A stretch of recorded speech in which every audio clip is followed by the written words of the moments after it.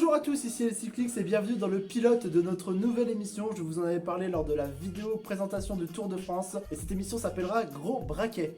Avec cette émission, durant toute la saison, on va vous accompagner pour vous faire découvrir l'actualité du cyclisme et les résultats des courses de cette saison. On fera aussi des points sur le règlement UCI et aussi des focus sur certains coureurs. C'est parti pour l'émission pilote, let's go.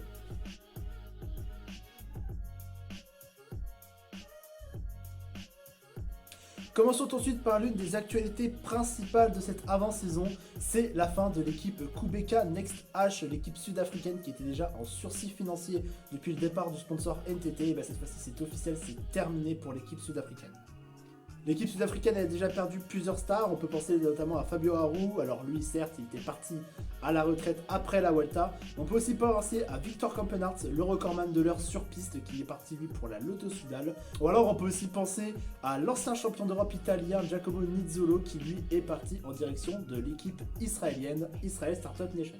D'autres malheureusement coureurs de cet effectif vont sans doute se retrouver sans équipe au début de la saison. C'est le cas notamment du grimpeur italien Domenico Pozzovivo qui à 39 ans va sûrement connaître une fin de carrière relativement triste. Il avait confié à une interview aux médias italiens BC.pro qu'il n'avait pas de plan B en cas d'arrêt de l'équipe. Et cette fois-ci il va falloir qu'il fasse très vite pour retrouver une équipe. Ça va être compliqué pour le grimpeur de 39 ans. Et ce n'est bien entendu pas le seul dans ce cas-là, ça va être extrêmement compliqué pour les autres. On est en fin de saison, enfin on est même carrément au début de saison 2022 et beaucoup n'ont encore pas d'équipe, ils croyaient en la réussite de Qhubeka Next H, malheureusement c'est terminé, il va falloir très vite rebondir. Du coup, suite à la fin de l'équipe sud-africaine, il y a quand même deux heureux dans l'histoire et ce sont deux équipes françaises. L'équipe Arkea Samsic qui, en ayant terminé deuxième de l'UCI Pro Tour, va pouvoir du coup aller sur toutes les courses World Tour, que ce soit les classiques ou les courses par étapes. Ils vont du coup prendre un peu la place d'invité d'Alpecin Phoenix. Du coup, 2 wildcards sont du coup accordés pour toutes les courses. Et l'équipe Total Energy, avec notamment la nouvelle recrue Peter Sagan, ils vont pouvoir eux disputer toutes les classiques World Tour. On continue avec la révélation du parcours 2022 des championnats du monde de cyclisme sur route. Elles vont se dérouler en Australie dans la ville de Wollongong du 18 au 25 septembre 2022.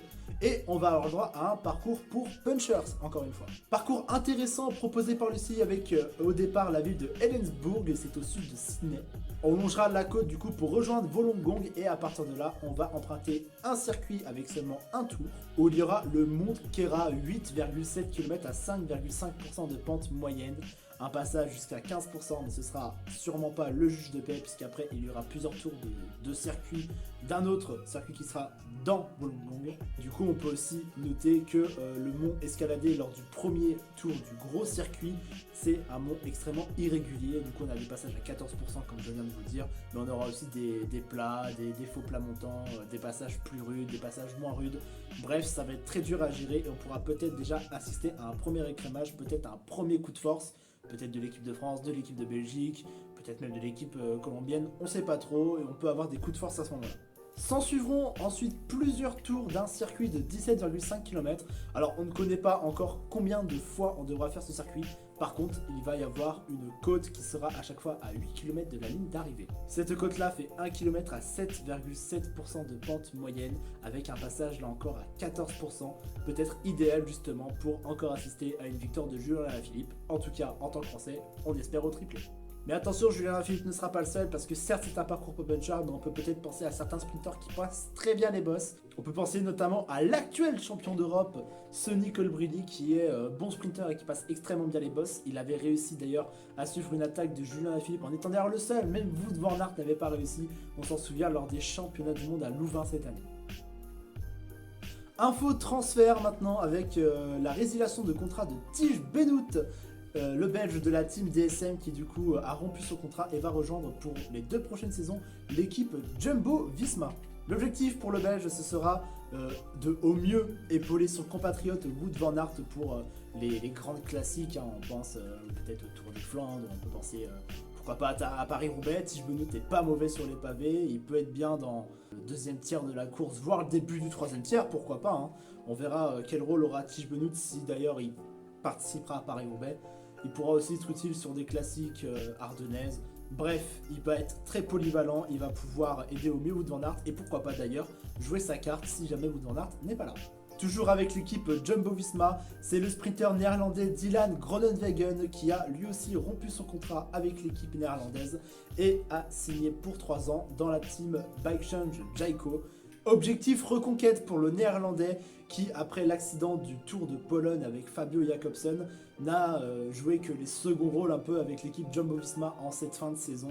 Il n'a fait que des courses de second rang et on est clairement sur une volonté de revenir sur le plan international, de revenir au premier rang, pourquoi pas même sur le Tour de France, pour Dylan Groenewegen avec l'équipe australienne.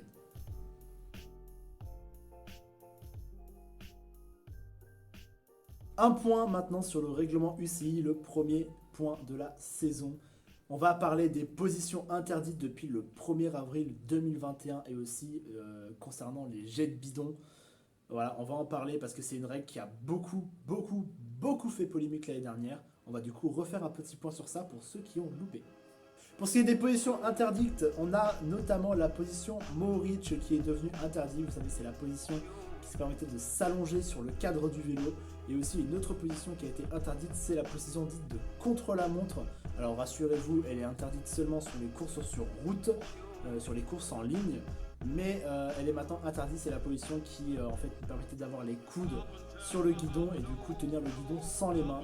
Elles ont été jugées trop dangereuses ces deux positions-là, ce qui fait que maintenant elles sont interdites. Autre point du règlement, les jets de bidon qui sont maintenant interdits sur la route. Dorénavant, il faut jeter ces bidons dans les zones de collecte. Elles font à peu près 200 mètres et on les retrouve tous les 11 km environ.